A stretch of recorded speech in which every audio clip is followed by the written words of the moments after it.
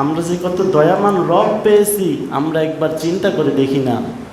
আমি আমাকে কত বেশি ভালোবাসি, আপনি আপনাকে কত বেশি ভালোবাসেন, আমার থেকেও আমাকে বেশি ভালোবাসে আমার রব, আপনার থেকেও আপনাকে বেশি ভালোবাসে আপনার রব, ঠিক কিনা বলেন? না হলে আমরা হাঁটতে পারতাম না, চলতে পারতাম না, খাইতে পারতাম না, ঘুমাইতে পারতাম না।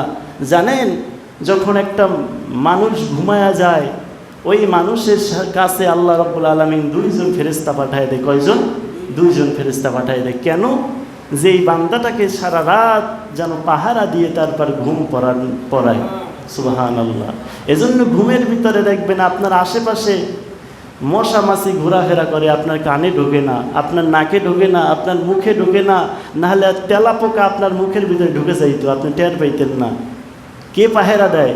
আল্লাহ সুবহানাহু ওয়া তাআলা পাহারা দেয়। কত মহান আল্লাহ! তো আমাদেরকে ভালোবেসে মহাব্বত করে বানাইছে, এজন্য আমাদেরকে আমরা কত বেশি ভালোবেসি, আমাদের থেকেও আমাদেরকে ভালোবাসে একজন, তিনি কে?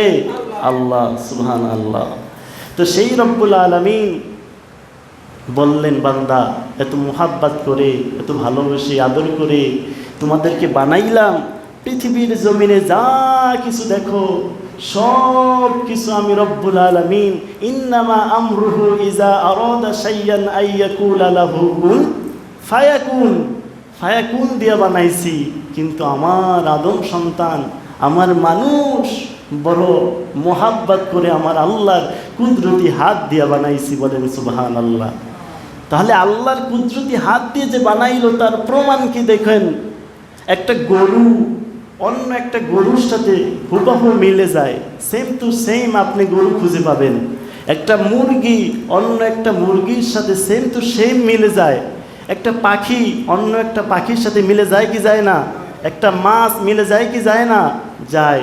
কিন্তু আজ পর্যন্ত পৃথিবীর বুকে এত মানুষ, মিলিয়ন বিলিয়ন লক্ষ লক্ষ কোটি কোটি মানুষ, আপনি একটা মানুষের সাথে আর একটা মানুষের হুবহু মিল দেখাইতে পারবেন না।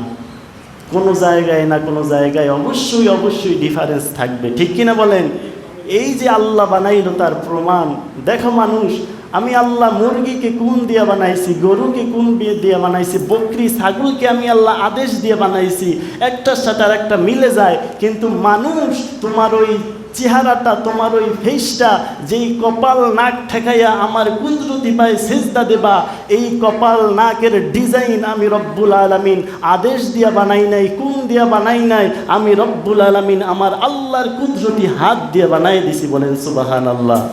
সেজন্যই কিন্তু আমাদের একজনের ফেজের সাথে আর একজনের ফেজ মিলে না, একজনের বডির সাথে আর একজনের বডি হুবহু আপনি মিলাইয়ে দেখাইতে পারবেন না। কোনো না কোনো জায়গায় অবশ্যই ডিফারেন্স থাকে, পার্থক্য লাগে।